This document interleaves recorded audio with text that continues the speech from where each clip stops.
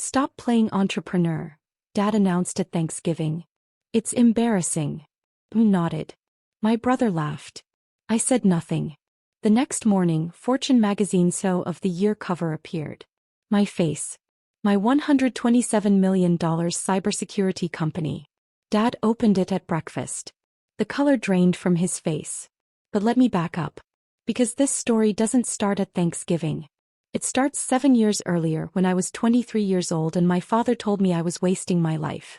My brother Marcus was everything my parents wanted. Harvard MBA at 25. Investment banking analyst at Goldman Sachs by 26. Engaged to a lawyer from a good family by 28. He wore $1,000 suits and drove a leased BMW. He had the corner office, the prestigious title, the country club membership. I had a laptop and a dream. Rebecca, honey, when are you going to get serious about your career? Mom asked at Sunday dinner when I was 23. I just quit my third corporate job in 2 years. This time from a mid-level marketing position that made me miserable. I am serious, I said. I'm building something. Dad set down his fork. Building what? You've been building something for 6 months. You're living in a studio apartment. You drive a 10-year-old Honda. Marcus is making real money. Real progress. Dad, I'm developing cybersecurity software. The market is full of people with real credentials, he interrupted. You have a bachelor's degree in communications. What do you know about cybersecurity? I've been teaching myself to code for 3 years. I've been studying. Teaching yourself, Mom repeated, exchanging a look with Dad. Rebecca, that's not how the real world works. You need degrees. Certifications. A proper job. Marcus smirked from across the table. Beck, I love you, but Mom and Dad are right. You're 23. It's time to grow up. Come work at the bank. I can get you an interview. Entry level, but it's a start. I don't want to work at a bank. Because you're too proud to start at the bottom like everyone else, Dad said. His voice had that edge I knew too well. Disappointment mixed with frustration. You think you're special. You think you can skip all the steps Marcus took and just, what? Become successful overnight. I'm not trying to skip steps. I'm taking different steps. Different steps, Dad repeated. Is that what we're calling unemployment now? I felt my face burn. I'm not unemployed. I'm working 16-hour days building. Building nothing, he said flatly. You're playing entrepreneur. It's embarrassing, Rebecca. When people ask me what my daughter does, what am I supposed to say? That you're unemployed and coding in your apartment. The words hit like a slap. Mom reached over and squeezed Dad's hand. A united front as always. We're just worried about you, Mom said, her voice softer but no less cutting. We don't want you to waste your 20s chasing something that's never going to happen. The technology industry is brutal. Do you know how many startups fail? 90%, I said quietly. I know the statistics. So why would you risk? Because I believe in what I'm building. Marcus laughed. Actually laughed. Beck, that's adorable. But belief doesn't pay rent. How much savings do you have left? 3 months. 4. That's none of your business. It becomes our business when you come asking Mom and Dad for money, he said. I would never. You might not have a choice, Dad said. And we're telling you right now we're not funding this fantasy. If you run out of money, you figure it out. You get a real job. We're not enabling this anymore. I stood up. My hands were shaking. I should go. Rebecca, sit down, Mom said. We're having a family dinner. No, you're having an intervention. And I don't need to be here for it. I grabbed my coat and left. Behind me I heard Marcus say, let her go. She'll figure it out when her savings run out. I sat in my Honda in their driveway for 10 minutes crying. Not because they'd hurt my feelings, though they had. But because a small, terrifying part of me wondered if they were right. I didn't talk to my family much over the next 18 months. Occasional texts. Brief phone calls when Mom pressed. But I stopped going to Sunday dinners. Stopped attending family events. I told them I was busy. Working. Building. They thought I was avoiding them out of pride. They were half right. The truth was I was building something extraordinary, and I couldn't risk them sabotaging it with their doubt. My software, Titan Shield, was a next-generation cybersecurity platform that used AI to predict and prevent attacks before they happened. Not reactive security, Proactive protection. I'd spent 3 years researching, coding, testing. I'd burned through my savings, maxed out 2 credit cards, lived on ramen and coffee. And then 20 months after that disastrous Sunday dinner, I got my first client. A mid-sized financial services company in Austin. They paid me $180,000 for implementation and a year of service. I cleared my credit cards, signed a lease on a 1-bedroom apartment in a better neighborhood, bought business insurance. 6 months later I had 4 clients, then 12, then 27. By year 3, I had 140 clients and $8.3 million in revenue. By year 4 I incorporated, hired my first employees, 6 brilliant engineers I'd met in online coding communities. We worked out of a shared office space in downtown Seattle. We ate pizza at midnight and celebrated every new contract like we'd won the lottery. My parents had no idea. Marcus knew I was still doing my little tech thing. That's what he called it when we spoke twice a year. "How's your little tech thing going, Beck?"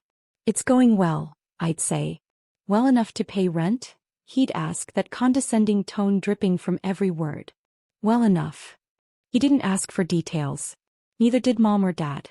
They'd decided years ago that my business was a failure and nothing I said would change their minds. So I stopped trying to convince them. I just kept building.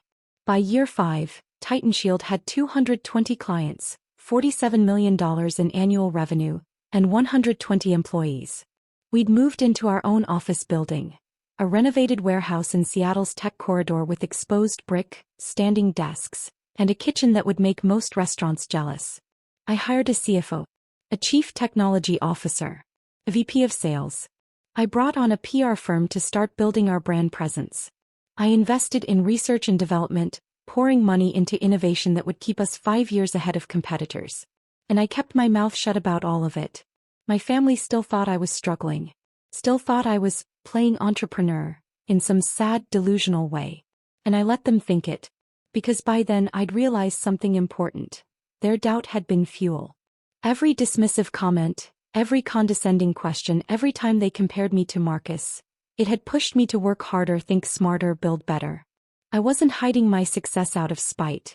I was protecting it. My chosen family knew everything. My employees knew they were building something revolutionary. My business partners, the venture capital firm that had invested $12 million in year 4, knew we were on track to be worth $500 million within 3 years. The tech journalists who'd started covering us knew Titan Shield was changing the cybersecurity industry. But my parents, they knew nothing. "How's work, honey?" Mom would ask during our quarterly phone calls. "Busy," I'd say. "Lots of projects." "Are you making enough to live on?" "I'm doing fine, Mom. Because if you need help, we can." "I don't need help." Silence. "Then, you don't have to be so proud, Rebecca. There's no shame in asking for support." I'd bite my tongue and change the subject. In September of year 7, I got an email that changed everything. Subject: Fortune Magazine CEO of the Year nomination. "Dear Ms. Chin, on behalf of Fortune Magazine, I'm pleased to inform you that you've been nominated for our annual CEO of the Year award. Your company, Titan Shield, has been recognized for exceptional growth, innovation, and industry impact. We'd like to schedule an interview and photo shoot for our December issue. The awards ceremony will be held in New York City on November 15th. I read the email 3 times. Then I called my CFO David Martinez. "Did you nominate us for something? The Fortune thing?" "Yeah, our PR firm submitted the application back in June. I didn't think we'd actually get nominated. Like, this is huge. Do you know how many CEOs apply for this?" "How many?" "Over 3,000. And they pick 25 finalists. We're in the top 25 tech companies in the country." I sat down. My hands were shaking. "When's the ceremony?" "November 15th. 3 weeks before Thanksgiving." Of course it was. The Fortune journalist was a woman named Patricia Hammond, mid-40s, with sharp eyes and a recording device she set on my desk like a weapon. "Let's start with the basics," she said. "Titan Shield was founded 7 years ago. You were 23. No technical degree. No business background. What made you think you could compete in one of the most competitive industries in the world?" "I didn't think I could compete," I said honestly. "I knew I could win." She smiled. "That's a bold statement." "It's an honest one. I spent 3 years preparing before I signed my first client. I learned to code, studied the market, identified the gaps nobody else was filling. By the time I launched, I wasn't competing. I was innovating. Your revenue growth is extraordinary. $8 million in year 3. $47 million in year 5. $127 million projected for this year. How did you scale so quickly? 2 things. I hired people smarter than me and I never stopped improving the product. Every dollar we made went back into development or talent. I didn't pay myself a real salary until year 4. What did you live on? Ramen. Coffee. Stubbornness. She laughed. Your family must be proud. I paused. They don't know. I'm sorry. My family doesn't know about Titan Shield's success. They think I'm still struggling. They think I'm playing entrepreneur. Patricia's eyebrows rose. Why? Because 7 years ago they told me I was wasting my life. They told me to get a real job. They compared me to my brother who works in investment banking and who they consider the successful one. And I decided I didn't need their validation to build something extraordinary. But surely they know you're doing well now? They know I'm still doing my tech thing. They don't ask for details. I don't volunteer them. Patricia leaned forward. Chin, do you realize your story is going to be the cover feature? My stomach dropped. The cover. December issue. The Secret CO. How she built a $127 million empire while her family thought she was failing. It hits newsstands on November 29th. 4 days after Thanksgiving. The invitation came via group text in early November. Mom, Thanksgiving at our house this year. 4 p.m. Please confirm attendance. Marcus, Emily and I will be there. Can we bring anything? Mom, just yourselves. Mom, Rebecca? I stared at my phone. I hadn't been to a family Thanksgiving in 4 years. Me, I'll be there. Mom, wonderful. It will be so nice to have everyone together. Marcus, Beck, you bringing anyone? Me, just me. Marcus, still single? You've got to make time for dating, Beck. All work and no play. I didn't respond. David walked into my office. You okay? You look like you've seen a ghost. I'm going to Thanksgiving at my parents' house. The parents who don't know you're on the cover of Fortune magazine? Those would be the ones. Beck, the issue hits newsstands the Friday after Thanksgiving. You're going to be there on Thursday. They're going to see it the next morning. I know. Are you going to tell them before? I thought about it. About 7 years of dismissive comments and condescending questions. About being compared to Marcus at every family gathering. About my father's voice saying, "It's embarrassing, Rebecca." No, I said. I'm not going to tell them. You're just going to let them find out when the magazine drops? That's exactly what I'm going to do. I arrived at my parents' house at 3:55 p.m. The same suburban colonial where I'd grown up. The same perfectly manicured lawn. The same wreath on the front door. Marcus opened it before I could knock. Beck. Long time no see. He looked exactly the same. Expensive suit replaced with expensive casual wear. The same confident smile. The same way of looking at me like I was a child playing dress-up. Hi, Marcus. Come in, come in. Emily's inside. You remember Emily? Of course. Emily was Marcus's wife. They'd married 2 years ago in a wedding that cost more than most people's houses. She was beautiful, accomplished, and had never been anything but polite to me in that way people are when they feel sorry for you. Mom appeared from the kitchen. Rebecca. You made it. He hugged me. Over her shoulder I saw Dad in the living room reading the newspaper. Hi, Mom. You look thin. Are you eating enough? I'm eating fine. Because you work too hard. I worry about you working all hours barely taking care of yourself. I'm fine, Mom. Really? We moved into the living room. Dad lowered his newspaper. Rebecca. Dad. How's work? Busy. Still doing the tech thing? Still doing the tech thing. He nodded and went back to his newspaper. Conversation over. Marcus handed me a glass of wine. So, Beck, tell us about your life. What's new? Not much. Working. The usual. Making ends meet? He asked, that familiar condescension creeping in. I'm doing fine. Because, if you ever need help, financial advice, job connections, I'm happy to help. That's what big brothers are for. I smiled. Thanks, Marcus. I'm good. Dinner was exactly what I expected. Mom asked about my apartment. Dad asked if I was still living in Seattle. Marcus talked about his latest promotion. Senior vice president now, managing a team of 30 analysts. Emily shared news about her law firm partnership track. And I said as little as possible. Rebecca, are you seeing anyone? Emily asked over dessert. Yo. You should try the apps. That's how my sister met her husband. I'm too busy for dating right now. Marcus laughed. Beck, you've been too busy for 7 years. At some point you've got to make time for a personal life. I have a personal life. Do you? Or do you just work all day on your little startup? There was. Little startup. I took a breath. I have a full life, Marcus. Just because it doesn't look like yours doesn't mean it's not fulfilling. I'm not criticizing, he said, hands up. I'm just saying you're 30 years old. Most people your age are thinking about marriage, kids, building a future. You're still playing entrepreneur. Mom touched my hand. He's not wrong, honey. We worry about you. You've been doing this for so long and we just wonder. When are you going to settle down? Get a stable job? Start thinking about your future. This is my future. Dad set down his fork. Rebecca, I'm going to be blunt. You're 30. You've been chasing this dream for 7 years. At what point do you admit it's not working and try something else? It is working. Then why do you still drive that old Honda? Why do you live in a 1-bedroom apartment?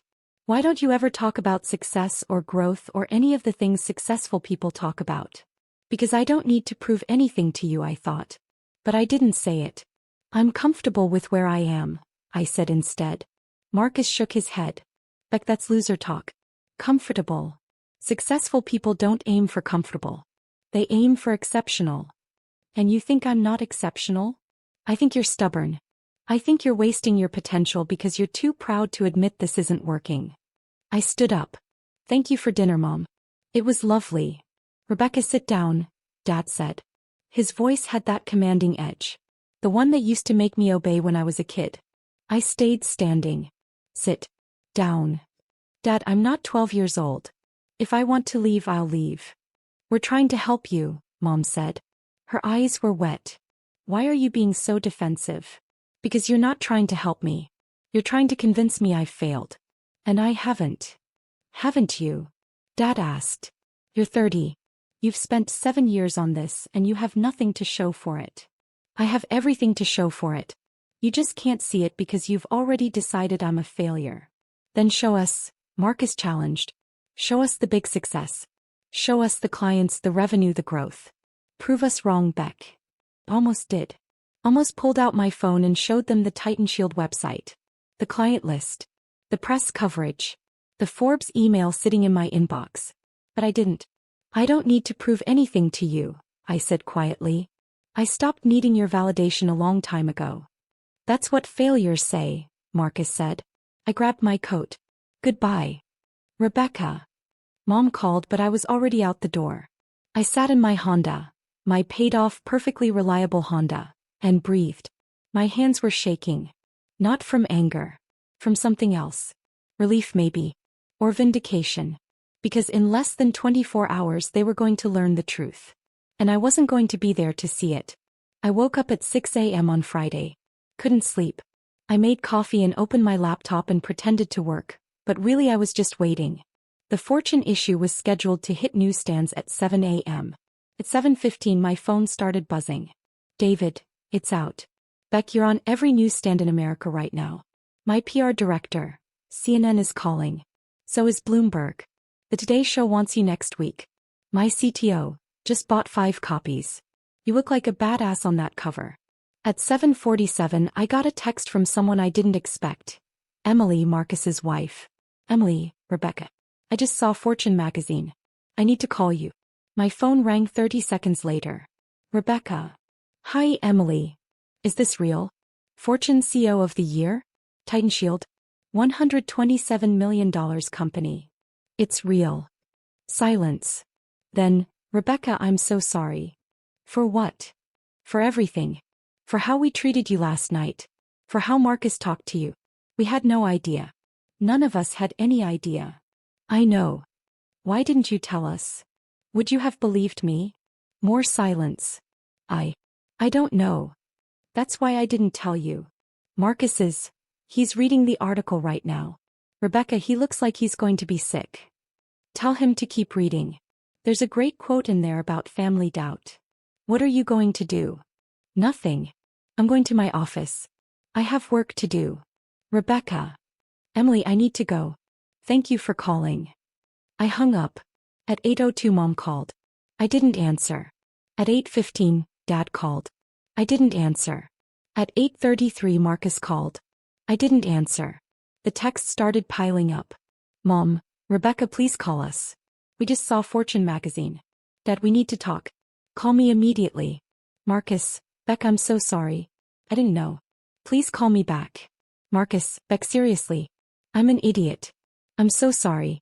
Marcus, I told Emily I'm taking you to dinner to apologize. Name the place.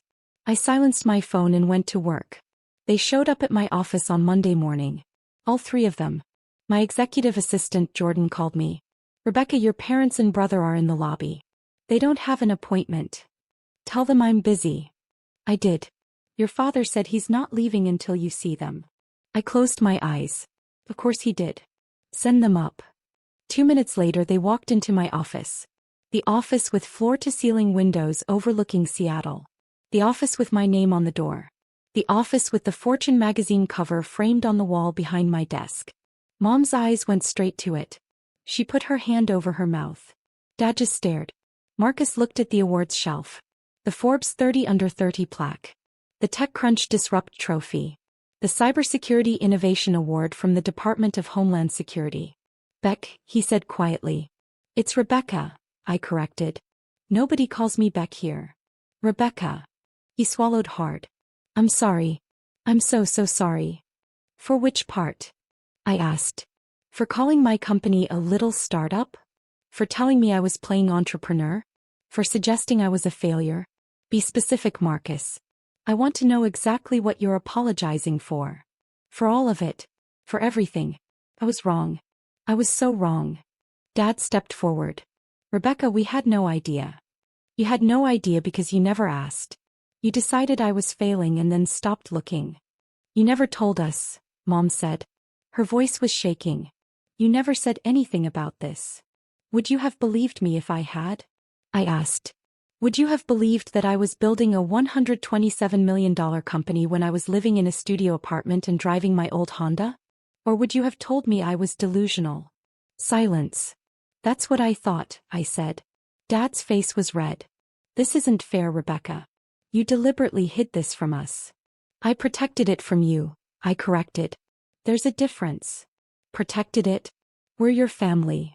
You're the people who told me I was wasting my life. You're the people who compared me to Marcus at every opportunity. You're the people who made it very clear that my dreams were embarrassing to you.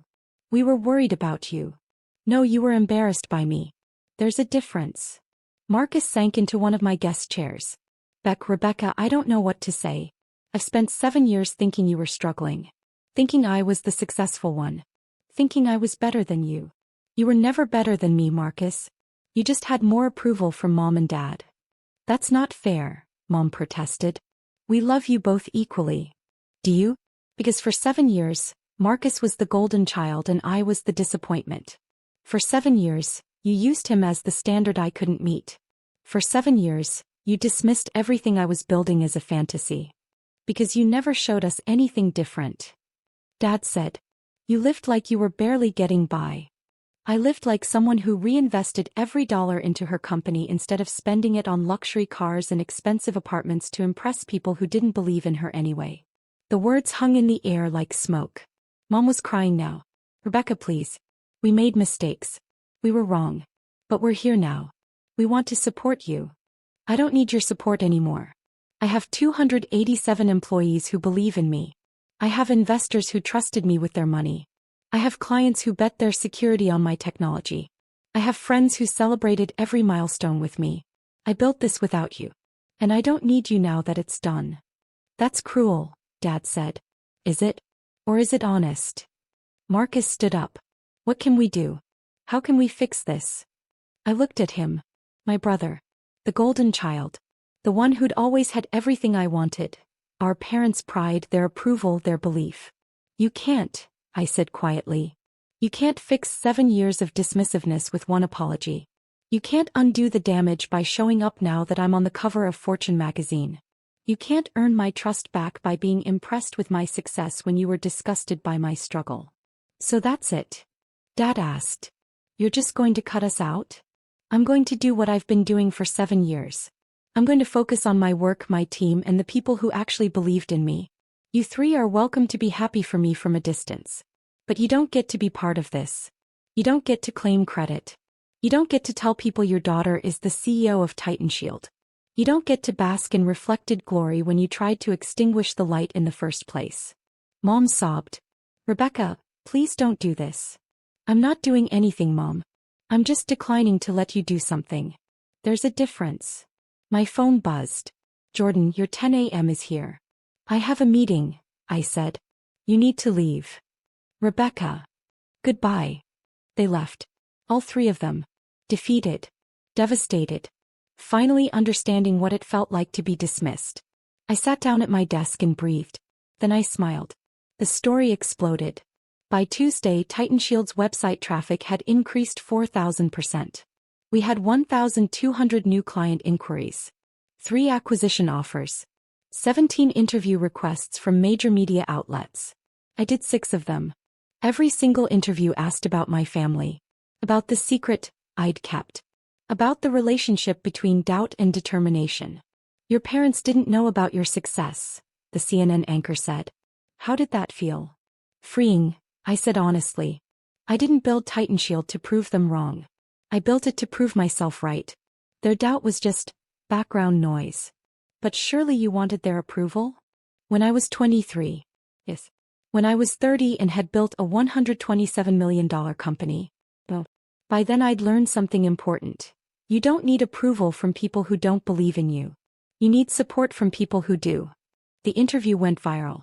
3.2 million views in 48 hours. My phone kept buzzing with family texts. Aunt Karen. Rebecca, I always knew you were special. Uncle Tom, so proud of you. Let's catch up. Cousin Michelle. My CO cousin. Can I tell people we're related? I didn't respond to any of them. The only family text I answered was from Emily. Marcus is devastated. He really is sorry. Is there any chance you'll talk to him? Me maybe someday. Not today. 2 weeks after the Fortune article, I got a call from Dad. Rebecca, I need to tell you something. What? I've been getting calls. From colleagues. Friends. People at the club.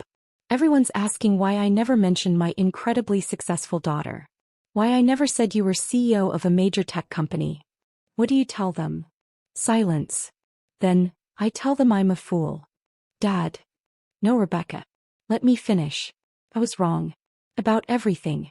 I dismissed you because you didn't follow the path I understood. You didn't get an MBA. You didn't climb a corporate ladder. You built something new and I couldn't see it because I was too busy comparing you to what I thought success should look like. Why are you telling me this? Because I need you to know. I'm sorry. I'm truly deeply sorry. And I understand if you never forgive me. But I need you to know that I see you now. I see what you built. I see what you sacrificed. And I'm in awe of you. My throat tightened. It's not enough, Dad. I know. You can't just apologize and expect everything to be okay. I know that too. But I hope someday you'll give me a chance to earn your trust back. Not as someone who's impressed by your success. As someone who should have believed in you when you were struggling. I didn't say anything. I love you, Rebecca, he said quietly. I always have. I just wasn't very good at showing it. He hung up before I could respond. Marcus tried a different approach. He sent me an email. Subject: I'm sorry. Beck, Rebecca. I've started this email 30 times and deleted it 30 times. Nothing sounds right because nothing can sound right. There's no way to apologize for 7 years of being a condescending asshole. But I'm going to try anyway. I was wrong. About everything. I convinced myself that my path was the only path to success. Corporate job. Traditional markers of achievement. I looked at you and saw someone who was refusing to follow the rules and I judged you for it. The truth is I was jealous. You had courage I never did. You bet on yourself. You built something from nothing. You took risks that terrified me. And instead of admiring you for it, I belittled you. I made myself feel better by making you feel small. I'm ashamed of that. I'm ashamed of the person I was at that Thanksgiving dinner. I'm ashamed of every time I called your work your little tech thing. I'm ashamed that it took a Fortune magazine cover for me to realize that you were always the exceptional one. I don't expect forgiveness. I don't deserve it. But I want you to know that I'm working on being better. Emily's been helping me understand where I went wrong. And I'm hoping that someday when you're ready we can talk. Really talk. Not as the golden child and the disappointment. But as equals. Because you're not just my equal, Rebecca. You're my superior. In every way that matters. I love you. I'm sorry. And I'm proud of you. Marcus. I read it 3 times. Then I closed my laptop and went back to work. The award ceremony for Fortune CEO of the Year was held in February at a Manhattan hotel ballroom with crystal chandeliers and a guest list that read like a who's who of American business. I wore a black dress that cost more than my first month's rent 7 years ago. My team was there. David, my CTO, my VP of sales. 20 of us celebrating together. My parents and Marcus were not invited. But they showed up anyway. I saw them as I was walking into the ballroom. Standing by the entrance. Nervous. Out of place in their formal wear, clutching programs like lifelines. Mom saw me first. Rebecca. I stopped. We weren't sure you'd want us here, she said. But we had to come. We had to see you accept this award. How did you even get tickets? This is invitation only. Marcus looked embarrassed. I know someone on the Fortune board. I pulled some strings. If you want us to leave. I don't want you to leave, I said quietly. But I don't want you to be here as my family. Not yet. You haven't earned that. Dad flinched. Rebecca. You can stay. You can watch. But you're not sitting with me. You're not taking photos with me. You're not telling people you're my family. You're spectators. Nothing more. Mom's eyes filled with tears. We understand. Do you? Do you really understand what you cost me? Not money. Not success. But 7 years of having to build alone. 7 years of not having family support. 7 years of wondering if I was delusional because the people who were supposed to believe in me didn't. We're sorry, Marcus whispered. I know. And maybe someday that will be enough. But not tonight. Tonight is for the people who believed in me when I had nothing. Tonight is for my team. Tonight is for the investors who took a risk. Tonight is for me. I walked past them. David caught up to me inside. Was that them? Yeah. You okay? I'm perfect. And I was. When they called my name, Rebecca Chin, TitanShield CEO of the Year, I walked onto that stage with 800 people applauding. I accepted the award from the Fortune editor-in-chief. I gave a 5-minute speech about resilience, innovation, and the importance of believing in yourself when nobody else does. I didn't mention my family. I mentioned my team, my investors, my mentors, the people who'd believed in me when I was nobody. And when I walked off that stage holding that award, I felt something I hadn't felt in 7 years. Complete. My relationship with my family is still complicated. We have dinner once a month now. Awkward, careful dinners where everyone watches what they say. Where Marcus doesn't talk about his job unless I ask. Where Mom doesn't give me advice unless I request it. Where Dad asks about my business like he's talking to a stranger. It's not perfect. Might never be perfect. But it's honest. Emily and I are close now. She apologized so many times I finally told her to stop. You weren't the problem, I said. You were just adjacent to it. Marcus is trying. Really trying. He asks about TitanShield with genuine interest. He's reading about cybersecurity. He's learning to code, to understand your world, he said. He's becoming someone I might actually want as a brother instead of someone I'm obligated to call family. Dad retired early. He told me it was because he realized he'd spent 40 years chasing success and had missed what actually mattered. I don't know if I believe that. But I appreciate the sentiment. Mom cries a lot. At dinners. During phone calls. When she sees articles about me. I'm so proud of you, she says over and over. Like repetition will make up for lost time. It won't. But maybe, eventually it will be enough. TitanShield is now worth $340 million. We have 420 employees. Offices in Seattle, Austin, and Boston. We're expanding internationally. We're innovating faster than our competitors can react. And I'm still driving that Honda. Not because I can't afford better, but because it reminds me where I came from. It reminds me that I built this empire from nothing. It reminds me that success isn't about impressing people who doubted you. It's about proving to yourself that you were right to believe. My phone buzzes. Text from Marcus. Sunday dinner at mom and dad's. You coming? I think about it. About whether I want to spend my Sunday evening navigating the careful dynamics of a family still learning how to treat me like an equal. Then I remember, I don't have to prove anything anymore. I'll be there. Because maybe, just maybe, that's what success really looks like. Not the magazine covers or the awards or the $340 million company, but the freedom to choose forgiveness. On your own terms.